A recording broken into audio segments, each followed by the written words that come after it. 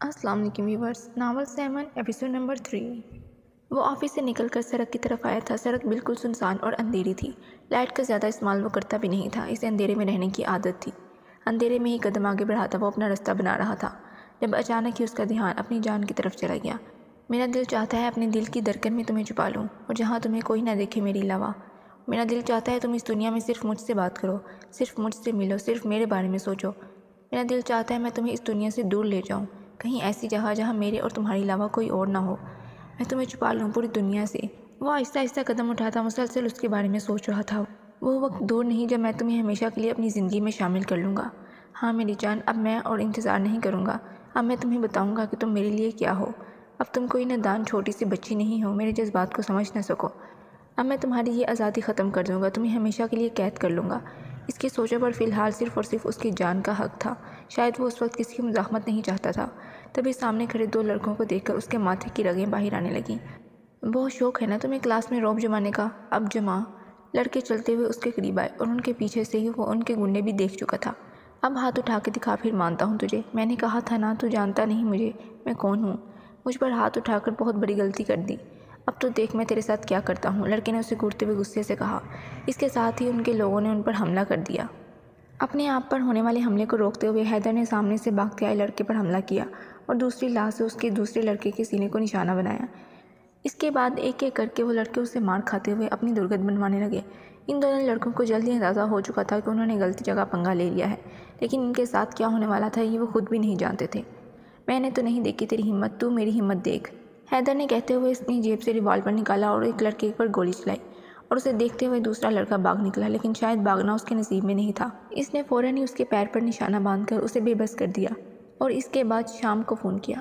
ہاں شام، یہاں آفس سے تھوڑے فاصلے پر میں نے ایک لڑکے کو مارا ہے، جبکہ دوسرے کے پاؤں میں نے گولی ماری ہے۔ بھاگنے کی کوشش کر رہا تھا، اسے لے چلو ریمانڈ روم میں، یہ سارا سچ اگل دے گا۔ اس نے کہتے ہوئے فون بند کیا اور اپنی جیب سے ہتھکڑی نکالتے ہوئے اسے پہنانے لگا۔ کون ہو تم اور مجھے ہتھکڑی کیوں پہنا رہے ہو؟ وہ درد سے بلبلاتے ہوئے بولا۔ تم جیسے گنڈے اور کرائمر مجھے میجر حیدر شاہ کے نام سے جانتے ہیں، تو پھر کیا خیال ہے سسرال چلیں؟ آخر میں وہ ذرا سا مسکرایا۔ یار آج وہ دونوں لڑکے نہیں ہیں، وہ بدتمیز اوالے لڑکے کہاں گئے؟ اس نے کلاس میں قدم رکھا تو گوسپ جاری تھی۔ وہ اگنور کرتے ہوئے اپنی چیئر پر آ کر بیٹھی تھی جب دھیان سامنے بیٹھی سدرا پر گیا، جو اپنے بالوں کو نیا رنگ کروا کر پوری کلاس کو دکھا رہی تھی۔ احساس نے نفی میں گردن ہلاتے ہوئے اپنی نوٹ بک کھولی۔ کیا مطلب؟ نیو ٹیچر، وہ بھی ہینڈس اپ؟ تم نے مجھے کل ٹیکسٹ کر کے کیوں نہیں بتایا؟ وہ اپنی دوست کو گھورتے ہوئے بولی، کیونکہ پیچھے کچھ دنوں سے سدرا غیر حاضر تھی۔ وہ زیادہ تر غیر حاضر ہی رہتی تھی، اپنی باپ کی بگڑی ہوئی اولاد۔ اوہ مائی گاڈ، یعنی کہ اب تو پڑھنے میں بھی مزہ آئے گا۔ وہ اپنی سہیلی سے نیو ٹیچر کی تعریفیں سن کر ایک ادا سے بولی۔ جب احساس نے اسے گھور کر دیکھا، ابھی دیکھ کیسے باتیں کر رہی ہے، جب سر پوری کلاس کے سامنے بےعزتی کریں گے نا، تب دیکھ منہ چوہیا جیسا نکل آئے گا۔ زارا اس کے کان میں منمنائی، کیونکہ اس طرح اس کے سامنے بولنے کی ہمت کسی میں بھی نہیں تھی۔ وہ بہت ہی جگرالو قسم کی لڑکی تھی، جبکہ زارا کی سرگوشی پر احساس بھی ہلکے سے مسکرا دی۔ اس نے کلاس میں قدم رکھا تو کل کی بنسبت آج کلاس کا ماحول تھوڑا ٹھیک ٹھاک تھا۔ سب نے کھڑے ہو کر اسے سلام کیا، سر کے اشارے سے جواب دیتا ان سب کو بیٹھنے کا کہا۔ آج کلاس میں کچھ نئے چہرے تھے جو کل یہاں موجود نہیں تھے۔ اس نے ایک سرسری سی نظر پوری کلاس میں ڈالی۔ مس سدرا کل کہاں غائب تھیں؟ رجسٹر سے اس کا نام دیکھتے ہوئے بولا۔ سدرا اس کے انداز سے مسکراتے ہوئے کھڑی ہوئی۔ کل میری پارلر میں اپوائنٹمنٹ تھی، جانا بہت ضروری تھا، سدرا ایک ادا سے بولی۔ اگر آپ کا پارلر جانا اتنا ہی ضروری ہے مس سدرا، تو ایسا کریں کہ ایک کالج پارلر بھی کھلوا لیں تاکہ آپ کی پڑھائی کا حرج نہ ہو۔ اس کے انداز میں حیدر کو سچ مچ غصہ دلا دیا تھا۔ آئی ایم سوری سر، مجھے پتہ نہیں تھا آپ نیو ٹیچر ہیں، اگر پتہ ہوتا تو میں کبھی چھٹی نہیں کرتی۔ وہ سر سے پاؤں تک حیدر کو دیکھتے ہوئے ذومعنی انداز میں مسکرائی۔ اس کی حرکتیں اور انداز نوٹ کرنا حیدر جیسے آدمی کے لیے ناممکن نہیں تھا۔ وہ آنکھوں ہی آنکھوں میں اس کے اشارے سمجھ رہا تھا۔ بیٹھ جائیں، وہ غصے سے بولا۔ پہلے میرے ایک سوال کا جواب تو دیں مسٹر حیدر، آپ کا سر نیم کیا ہے؟ سدرا اس سے بے باکی انداز میں بولی۔ دوسروں کے لیے جو بھی ہے، لیکن آپ کے لیے میرا سر نیم بھی سر ہی ہے۔ Now can you please sit down? آپ میرا وقت ضائع کر رہی ہیں، وہ اسے گھورتے ہوئے سخت لہجے میں بولا، جبکہ اس بات سے سدرا اپنی بےعزتی محسوس کرتی پوری کلاس کی طرف دیکھنے لگی اور فوراً ہی شرم سے بیٹھ کر اپنا ڈیسک پر سامان ادھر ادھر کرنے لگی۔ شاید اس کا غصہ کنٹرول کرنے کا ایک انداز تھا، جبکہ اس کی اتنی بےعزتی پر احساس اور زارا ایک مسکراہٹ روکے کلاس سے باہر جا کر کہکہ لگانے کا ارادہ رکھتے تھے۔ وہ دونوں کلاس سے باہر آ کر اپنی ہنسی کنٹرول کرنے کی کوشش کر رہی تھیں۔ سدرا جس کے سامنے کوئی کچھ نہیں کہہ سکتا تھا، سر حیدر نے اس کی اتنی بےعزتی کی تھی کہ سب کے لیے یہ بہت مزیدار خبر تھی۔ وہ دونوں ہی کلاس سے باہر کھڑی تھیں جب سر شام اور سر حیدر ان کے قریب سے گزرے۔ ان دونوں کا ارادہ پرنسپل آفس میں جانے کا تھا جب اچانک سر حیدر اسے دیکھ کر رک گئے۔ حیدر کا سارا دھیان اس کی کلائی پر تھا جس کو شام اور زارا دونوں نے کچھ خاص نوٹ نہ کیا تھا۔ پھر اگلے لمحے وہ اسے گھورتا ہوا آگے بڑھ گیا تھا۔ غصہ کس بات کا تھا زارا بھی نہیں سمجھ پائی اور شام بھی نہیں، لیکن اپنے دل پر ہاتھ رکھ کر احساس کلاس روم کی طرف بھاگی اور اپنے بیگ سے ایک بریسلیٹ نکال کر پہننے لگی۔ واہ کتنا خوبصورت ہے، کس نے دیا تمہیں؟ زارا اس کا بریسلیٹ دیکھتے ہوئے بولی، جو بہت خوبصورت تھا۔ ویسے تمہاری ماما کی پسند کو ماننا پڑے گا۔ جب احساس نے اس کی بات کا کوئی جواب نہ دیا تو وہ خود ہی اندازہ لگا بیٹھی کہ اس کی ماں نے اسے دیا ہوگا، جبکہ اس کی بات پر احساس صرف مسکرائی۔ وہ گہری نیند میں تھی جب اسے اپنے چہرے پر کسی کی گرم سانسیں محسوس ہوئیں۔ وہ جانتی تھی وہ کون ہے، لیکن ڈر کے مارے اپنی آنکھیں نہیں کھول پا رہی تھی۔ وہ جانتی تھی وہ اسے سزا دینے آیا ہے۔ اس نے پھر اس کی سب سے عزیز چیز خود سے دور کی تھی، لیکن اس نے جان بوجھ کر ایسا نہیں کیا تھا۔ مس انم اپنی کلاس میں لڑکیوں کو کسی قسم کی جویلری نہیں پہننے دیتی تھی۔ میں نے جان بوجھ کر نہیں کیا، مس نے منع کیا تھا۔ وہ بند آنکھ سے بڑبڑاتے ہوئے بولی تو وہ مسکرا دیا۔ مس انم کی باتیں مانتی ہو اور میری نہیں۔ وہ اس کے چہرے کو نرمی سے اپنے لبوں سے چھوتا، اس کی سانسیں روک گیا تھا۔ احساس کو لگا کہ اگر اب بھی وہ اس پر نہ اٹھا تو یقیناً اس کا ننھا سا دل بند ہو جائے گا۔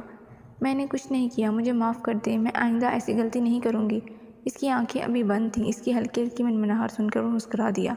تمہیں سزا دے کر سکون محسوس کرتا ہوں، کیونکہ یہی ایک طریقہ ہے میرے پاس تمہارے قریب آنے کا، تمہیں چھونے کا۔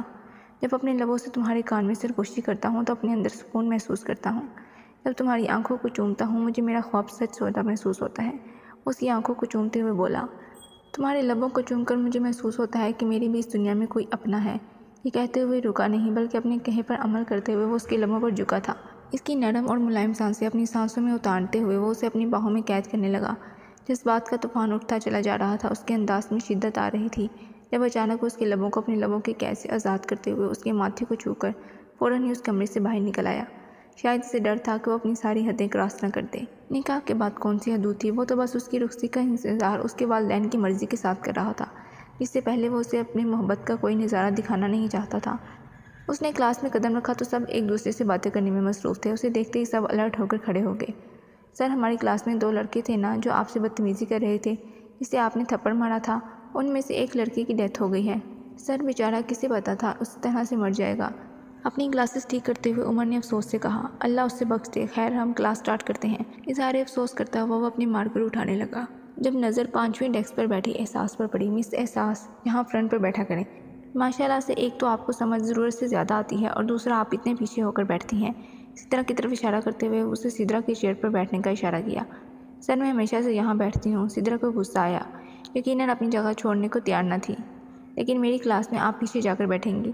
ویسے بھی آپ اس چیئر پر بیٹھنے کے قابل نہیں ہیں، کیونکہ میرا نہیں خیال کہ آپ اس کلاس میں پڑھنے کے لیے آتی ہیں، اور آپ کی مزید فضولیات میں مجھے انٹرسٹ نہیں ہے، حیدر نے وہ جتاتے ہوئے کہا، اور احساس کو آگے آنے کا اشارہ کیا، جو خاموشی سے اپنا بیگ اٹھا کر سدرا کی چیئر پر آ گئی۔